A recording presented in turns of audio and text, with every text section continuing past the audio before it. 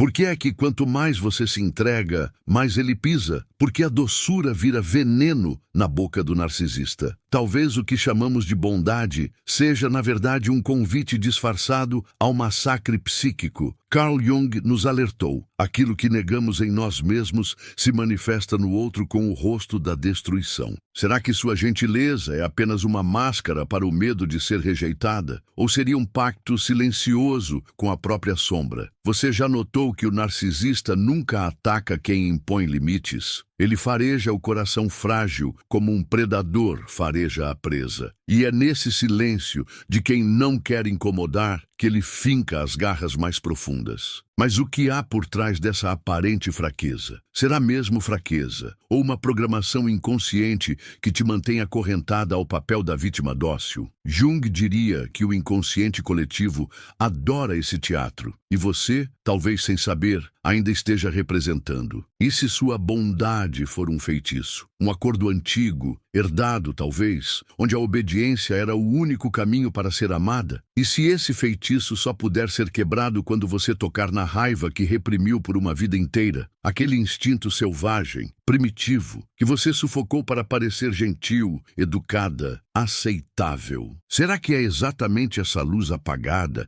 que atrai o escuro do narcisista até você? Mas e se te disseram que ser boa era ser santa? E esqueceram de contar que no mundo real os santos são crucificados? Talvez o seu erro não seja o amor, mas a ausência de fronteiras. Jung diria: aquilo que você recusa se torna seu destino, e talvez você esteja recusando o seu poder, aquele que ele teme, aquele que, se despertado, o faria tremer. Mas esse poder tem um preço. E o preço é ver a si mesma nua, sem desculpas, sem concessões. Está pronta? Prepare-se, porque nos próximos minutos você vai descobrir os golpes que ninguém ousa mencionar. Golpes proibidos, não porque são errados, mas porque revelam verdades perigosas demais para serem ditas em voz alta. Cada palavra será uma chave, cada frase um espelho. Mas cuidado, uma vez que enxergar, não há como desver. A pergunta é: você realmente quer saber quem você é por trás da máscara da boazinha? O abismo da boazinha. Você aprendeu a sorrir mesmo quando algo morria por dentro, a oferecer a outra face, mesmo quando já não restava mais pele. Cresceu acreditando que ser boazinha era sinônimo de ser amada, como se a aceitação viesse em troca da sua própria anulação. Então entrou na dança do narcisista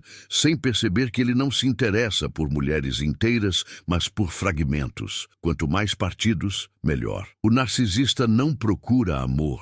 Ele procura reflexo, um espelho que confirme sua grandiosidade. E quanto mais você se dissolve para caber nesse reflexo, mais ele precisa esmagar para se sentir vivo. Carl Jung nos ensinou que aquilo que negamos em nós mesmos se projeta no outro. E talvez sua bondade compulsiva não seja virtude, mas uma forma velada de medo. Medo de perder, medo de ser rejeitada, medo de reconhecer a sombra que você mesmo esconde. Você não é boazinha, você está domesticada. E essa versão adestrada de si mesma se tornou um convite sutil ao abuso, à humilhação, ao ciclo onde você sempre se culpa por não ser suficiente. Você começa a achar que se der mais, ele muda. Que se você for mais compreensiva, mais paciente, mais generosa, mais leve, ele vai enxergar. Mas o narcisista não enxerga você. Ele só enxerga o que pode sugar de você. E quanto mais doce você tenta ser, mais ele sente o gosto da sua vulnerabilidade. Porque no inconsciente dele, bondade é fraqueza, entrega é submissão, amor é controle. Você diz que ama, mas ama com medo. Ama pedindo desculpas. Ama pisando em ovos. Ama tentando merecer. Isso não é amor, é sobrevivência afetiva. E ele sabe. Ele fareja isso antes mesmo de você abrir a boca. O narcisista não se apaixona por quem o ama. Ele se prende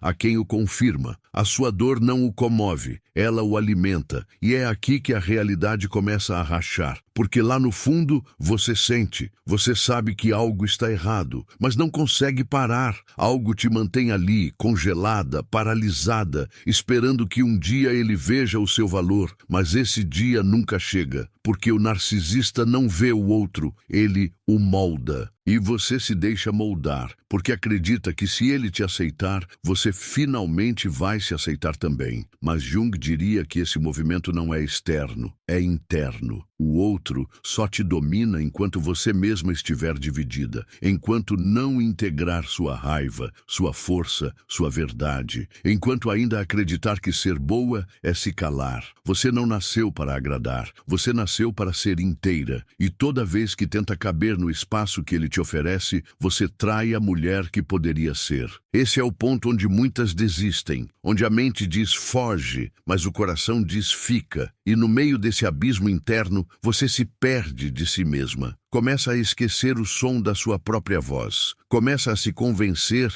de que está exagerando, que é sensível demais, dramática demais, difícil demais. Mas o problema nunca foi você sentir demais. O problema é que ele sente de menos, e é aí que nasce o ciclo mais cruel. Você tenta ser melhor para alguém que nunca vai te ver como você é. Porque não é sobre quem você é sobre o que você representa. Um espelho, um palco, um território emocional onde ele pode reinar enquanto você rasteja por migalhas de validação. Você não é fraca, você está fragmentada, e enquanto não reunir seus pedaços, continuará permitindo que outros te desmontem. A pergunta que ecoa agora mais do que nunca é: até quando você vai se dobrar para caber onde nunca houve espaço para sua alma inteira? Você ainda chama isso de amor? Ou já começou a entender que é uma prisão dourada? Jung sabia. O inconsciente tem regras próprias, e você está presa a um enredo antigo que só se repete porque ainda não foi desvelado. Mas algo dentro de você começou a despertar, e esse despertar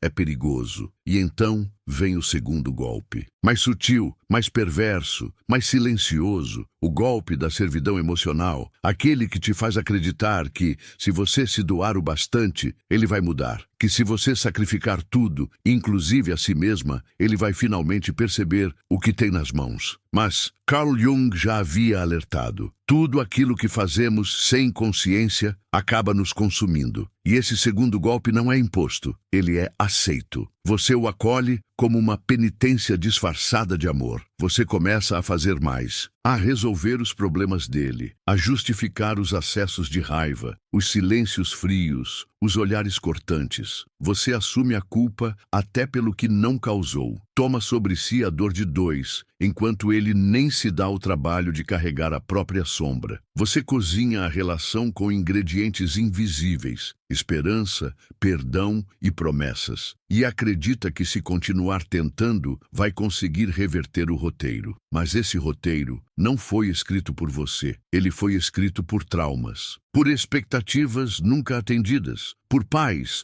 que te ensinaram a amar se anulando, a ser vista apagando-se. Esse golpe é devastador, porque ele parece virtude. Você se sente moralmente correta, emocionalmente madura, espiritualmente superior, mas no fundo está sangrando em silêncio. E a cada nova tentativa de salvar a relação, você se afasta mais de si. Você acha que está salvando ele, mas está afundando junto, porque ninguém consegue salvar quem não quer ser salvo. E o narcisista não quer cura, ele quer controle. Ele quer que você acredite que é livre, enquanto dança dentro da jaula que ele construiu, com elogios intermitentes e silêncios torturantes. E quando você percebe, já não sabe onde termina ele e onde começa você. Seus desejos são abafados, suas vontades sufocadas, sua voz, um sussurro interno que você mesma aprendeu a ignorar. O sacrifício virou rotina. Você já nem se questiona mais por que faz tudo sozinha. Só continua, como se continuar fosse um ato de fé. Mas Jung diria que fé sem consciência é fuga. E o que você chama de entrega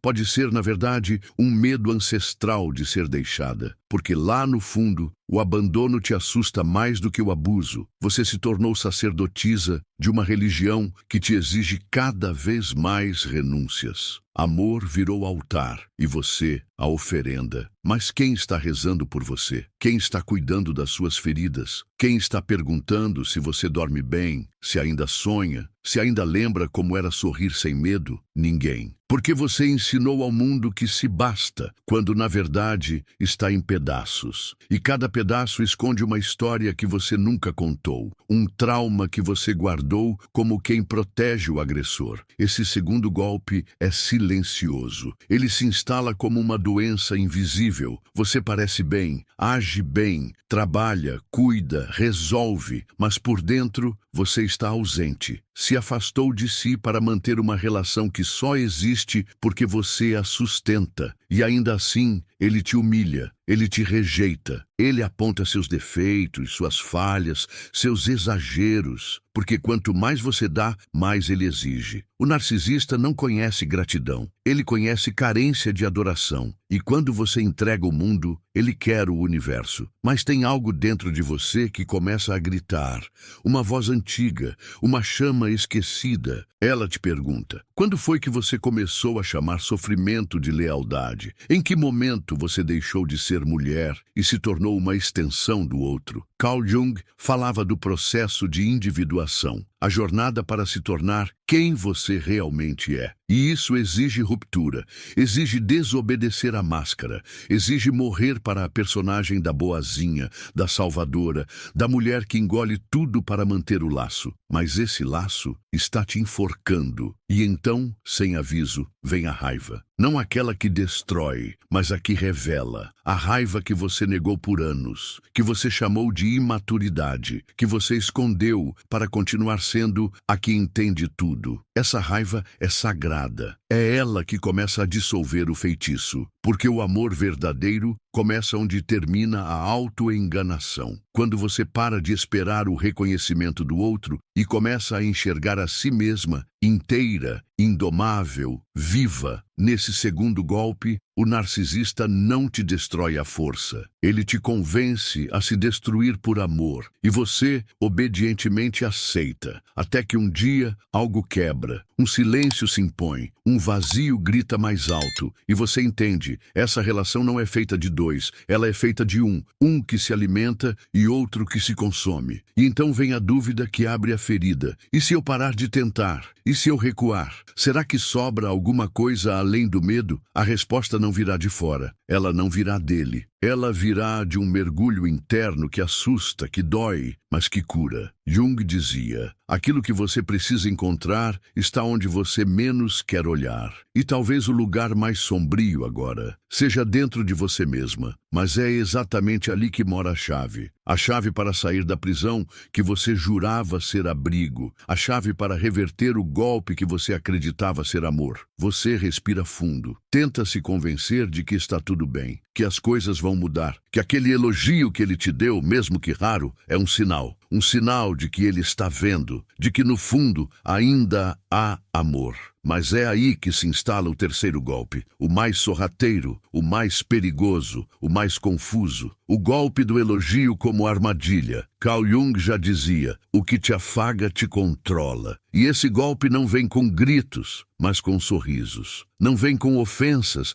mas com palavras doces, estrategicamente colocadas para desarmar sua intuição. Ele te elogia quando você está quase indo embora, quando sua força começa a ameaçar o controle dele, quando você se ergue o suficiente para que ele sinta que pode te perder. É nesse momento que ele reaparece com gestos grandiosos, promessas de mudança, confissões emocionadas. Mas Jung alertava: tudo que é reprimido retorna com ainda mais força. E o narcisista, ao sentir que a presa escapa, recorre ao truque mais eficaz. Ele volta a ser aquele que você conheceu no início. Gentil, sedutor, encantador. Só que agora, o encanto é veneno. Você começa a duvidar de si. Será que exagerei? Será que ele está mesmo tentando? Será que não é justo dar mais uma chance? E é nesse espaço de dúvida que o golpe se concretiza. Porque agora, você volta para a prisão por vontade própria. A cela está decorada com flores, palavras bonitas, talvez até lágrimas, mas continua sendo uma cela.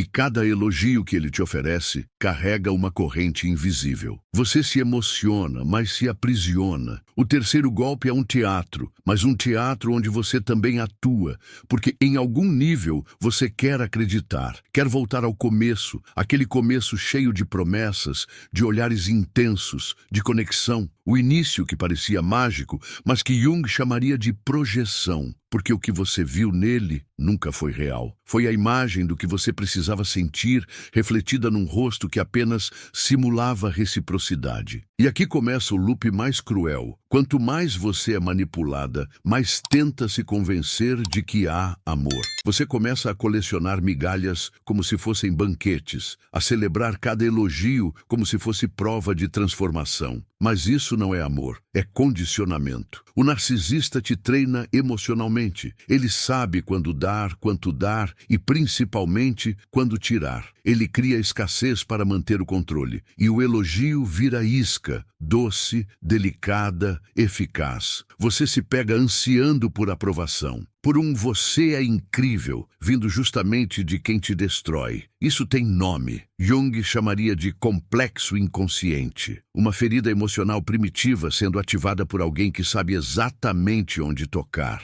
E você, sem perceber, volta à infância. Quando fazia de tudo para ser vista, amada, aceita. O narcisista assume o papel simbólico daquele que tem o poder de curar ou ferir. E você novamente entrega esse poder de olhos fechados. Mas algo começa a incomodar. Você começa a perceber o padrão. Ele elogia quando quer algo, quando precisa que você abaixe a guarda, quando sente que está prestes a ser confrontado. E aí você entende, o elogio nunca foi sobre você, foi sobre ele, sobre o jogo, sobre a necessidade de manter o domínio afetivo. E essa compreensão, mesmo dolorosa, é libertadora. Porque uma vez que você enxerga, não consegue mais desver. O elogio se transforma em código. Você passa a ouvir não apenas o que ele diz, mas o que ele não diz. Cada palavra começa a carregar duplo sentido, e então a realidade racha, o encanto desaparece. Você começa a distinguir a intenção por trás do gesto,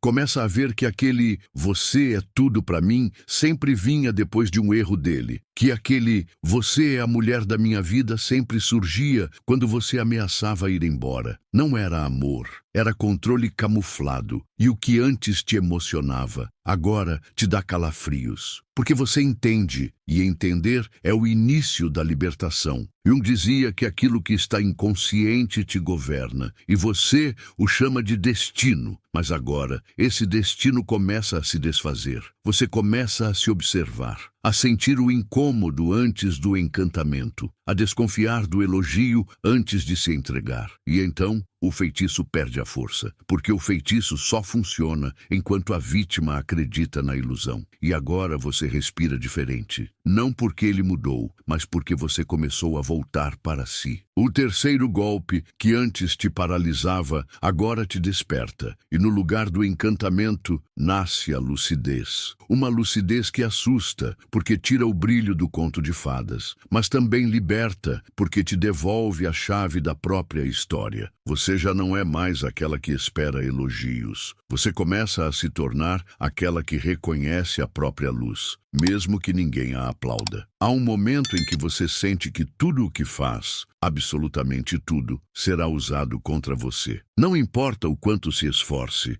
o quanto ceda, o quanto evite conflitos, sempre haverá uma falha apontada, um erro aumentado, uma suposta atitude egoísta ou desrespeitosa, que ele transforma em prova de que você é o problema. É aí que o quarto golpe entra em cena, e ele é brutal. O quarto golpe é a culpa. Não a culpa legítima, mas a culpa plantada, cultivada e regada com manipulação silenciosa. Carl Jung já dizia que o inconsciente, quando rejeitado, encontra meios para se vingar. E no caso do narcisista, essa vingança se materializa em forma de distorção. Ele distorce os fatos até que você mesma questione sua sanidade. A culpa que ele implanta em você não vem em gritos, vem em pausas, em olhares, em ausências calculadas. Ele te pune com o silêncio quando você não se comporta como ele espera. Te retira a presença, o toque, o afeto. E então, como uma criança perdida, você começa a se perguntar o que fez de errado. Revive conversas, analisa tons de voz, tenta encontrar o ponto exato em que passou dos limites. Mas não houve erro real. Houve apenas um desvio mínimo da rota que ele traçou para você. E esse desvio é imperdoável. O narcisista transforma você em vilã do próprio sofrimento. Ele te convence de que, se ele está irritado, é por sua causa. Se ele se afasta, é porque você não sabe respeitá-lo. Se ele explode, é porque você o provocou. E você,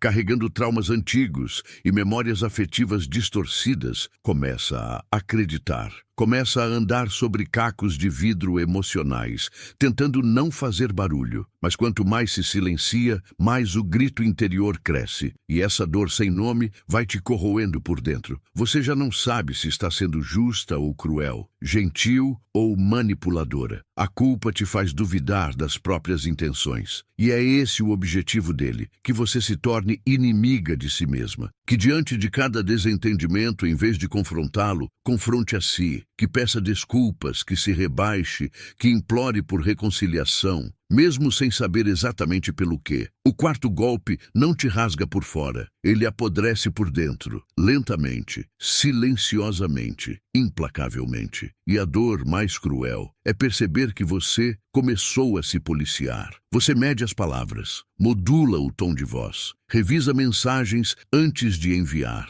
evita assuntos que sabe que vão desagradar, vive em função do humor dele, porque a qualquer momento o clima pode mudar. E quando muda, você sabe, será responsabilizada. Por mais injusto que pareça, por mais absurdo que soe, você aceitará a culpa, porque o preço de resistir é alto demais. Mas Jung sempre alertou: tudo o que é negado se torna sombra, e a culpa, quando não pertence a você, vira sombra interna. Você passa a carregar fardos emocionais que não são seus. Passa a sentir vergonha de sentir raiva. Passa a ter medo de ser assertiva. Passa a se enxergar como defeituosa. E essa visão distorcida de si mesma, criada por ele, se cristaliza. Você começa a viver como se devesse algo o tempo todo, como se sua existência fosse um pedido de desculpas permanente. O quarto golpe é uma coleira emocional, invisível, mas rígida. Toda vez que você se aproxima da verdade, da voz interior, do impulso de sair, ele aperta essa coleira com uma nova acusação. Você me trata mal, você só pensa em você, você nunca está satisfeita. Frases que se repetem como mantras tóxicos. E você, sufocada, volta atrás. Desiste de falar, desiste de se impor, desiste de ir embora, porque a culpa paralisa, ela prende, ela condiciona, e o narcisista sabe disso. Mas há um instante breve e devastador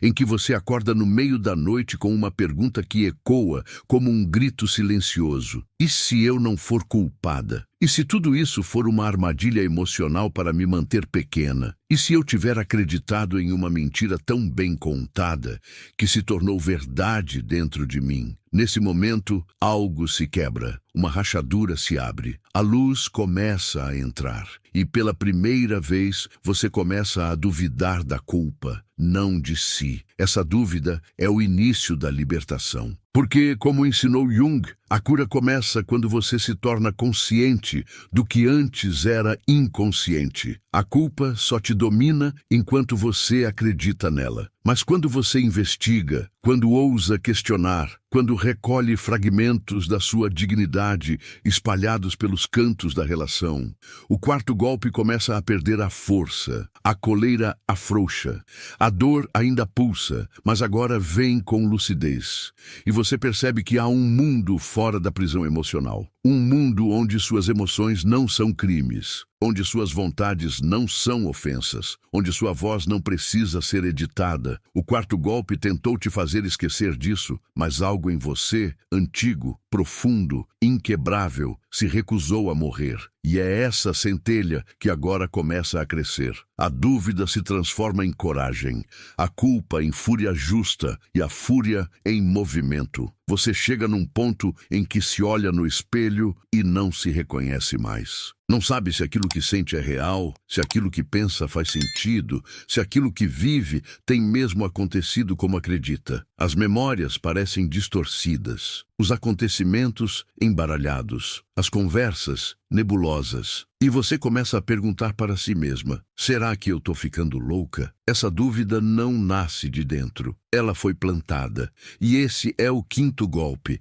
o mais profundo, o mais cruel, o mais invisível. O quinto golpe é a destruição simbólica da sua identidade, a desrealização do eu. Carl Jung dizia que quando o ego é fraturado sem o devido suporte do self, o indivíduo começa a escorregar para um estado de fragmentação psíquica. O narcisista conhece esse caminho, mesmo sem saber nomeá-lo, e ele o conduz até lá com maestria. Ele não te destrói com violência explícita. Ele faz você se desconstruir, peça por peça. Te convence de que você não enxerga bem, não interpreta bem, não sente corretamente. E aos poucos, você para de confiar em si. Esse golpe é como névoa. Você respira, mas não vê. Anda, mas não sente o chão. Fala, mas não ouve a própria voz. O narcisista começa a te contradizer em pequenas coisas. Isso nunca aconteceu. Você entendeu errado. Você sempre exagera. Isso é coisa da sua cabeça. Ele redesenha a realidade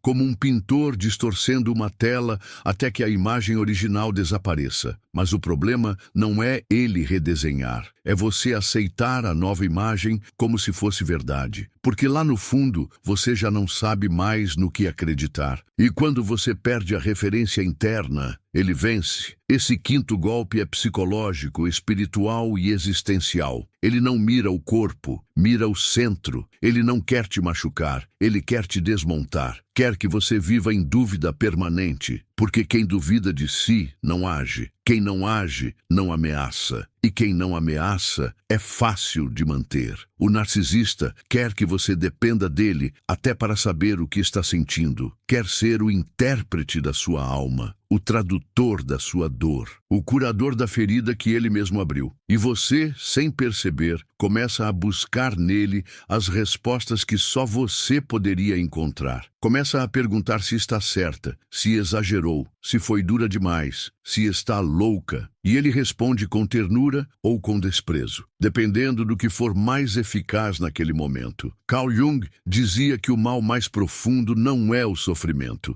é a perda do eixo interior. Quando você deixa de se perceber como ser inteiro e passa a funcionar como reflexo do outro, o eu se desintegra. E é isso que o quinto golpe promove. Você se torna um fantasma de si mesma. Ainda sorri, ainda se arruma, ainda trabalha, mas tudo soa automático, desconectado, como se a vida tivesse perdido a nitidez, como se o tempo escorresse e você não estivesse mais ali. A alegria é breve, a tristeza é confusa, a raiva é engolida. E você não consegue mais saber se está exagerando ou sendo abusada, porque o seu centro foi invadido. E quem habita agora esse centro não é mais você. Esse tipo de despersonalização emocional é uma das formas mais sutis de violência, porque ela não deixa marcas visíveis, não há grito, não há empurrão, não há cena, há apenas a desconstrução silenciosa de uma identidade. Você começa a viver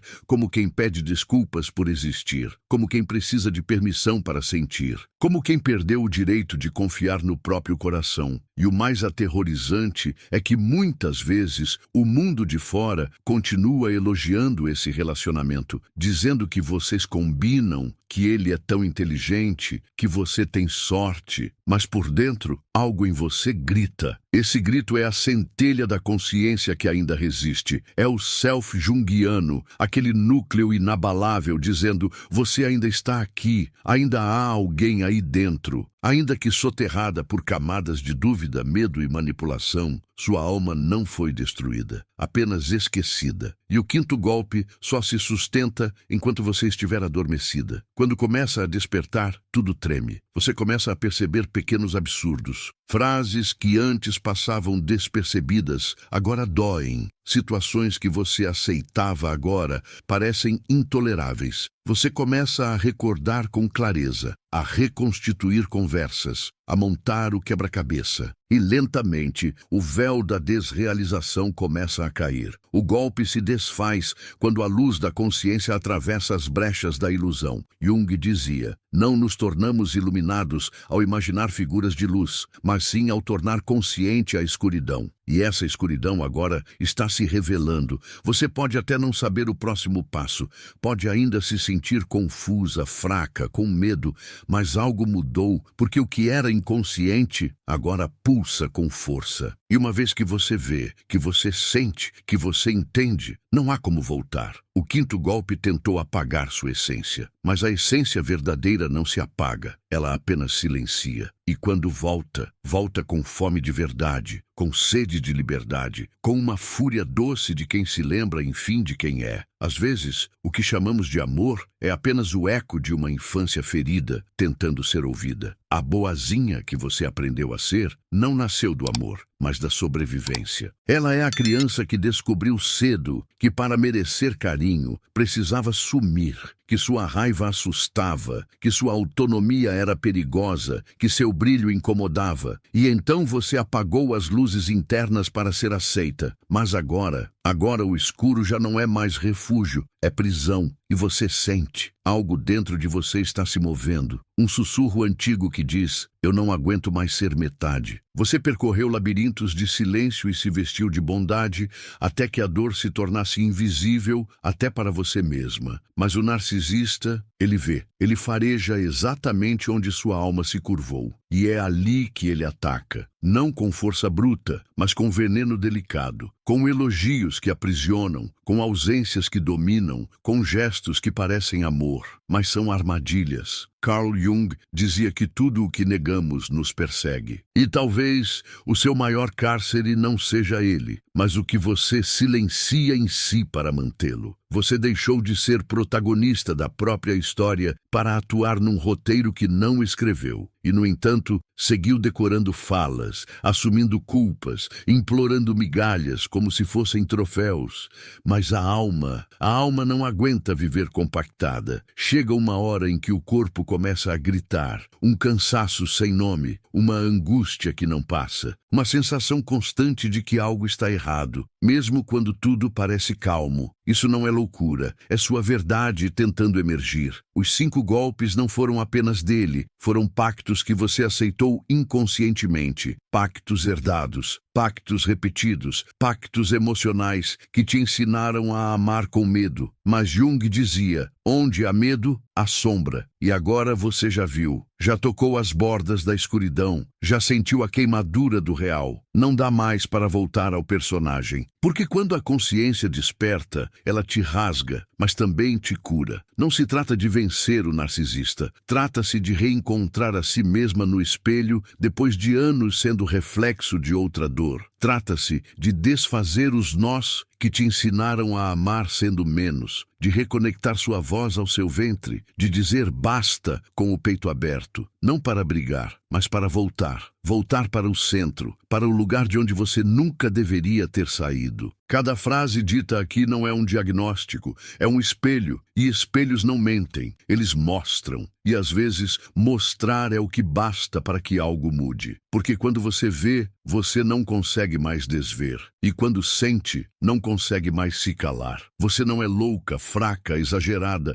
Você está acordando. E o despertar é a coisa mais perigosa que pode acontecer a alguém que um dia acreditou ser pequena. Este vídeo não é sobre ele, nunca foi. É sobre a parte de você que começou a gritar em silêncio, sobre a mulher que está nascendo por baixo dos escombros, sobre a verdade que pulsa, mesmo abafada. E se você chegou até aqui, é porque essa verdade já respira, já sente, já caminha, ainda trêmula, mas viva. Então leve consigo essa última imagem, você diante do espelho, mas desta vez inteira, com os olhos cheios da própria história, com a alma cansada, mas ereta, com o coração despido de máscaras. E que essa mulher, ao se olhar, finalmente sussurre: eu me vejo. Porque no fim das contas, ninguém pode te salvar, mas você pode se lembrar. E lembrar é libertar. Se algo dentro de você foi tocado por essas palavras, então continue essa travessia com quem precisa dessa mesma verdade. Compartilhe com alguém que, como você, está buscando se reencontrar. Deixe sua voz nos comentários. Ela é mais necessária do que você imagina. Curta se sentiu. Inscreva-se se despertou. Porque há muitas outras sombras a serem iluminadas, e esse caminho começa agora.